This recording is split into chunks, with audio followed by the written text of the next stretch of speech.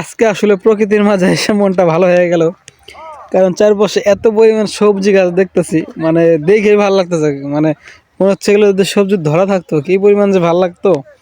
এই দেখেন প্রত্যেকটা খেতে পেঁপে গাছ, তারপর হচ্ছে এই যে এই পাতাকপি ফুলকপি, এগুলো তো ছোটো ছোটো গাছ, ওই পাশে আর অনেক বড় বড় আছে। আর টমেটো খেতের তো অভাবই নাই। সামনে আপনাদের ফুল বাগানও দেখালাম, এই যে এটা একটা টমেটো গাছ, ওই পাশে হচ্ছে অনেক বড় বড় টমেটো গাছ। তো সবচেয়ে ইন্টারেস্টিং বিষয় সেটা হচ্ছে হলুদের প্রতি সবারই দুর্বলতা, সেটা হচ্ছে সরিষার ফুল। তো এই বছরে এইটাই আমার প্রথম সরিষা ফুল দেখা।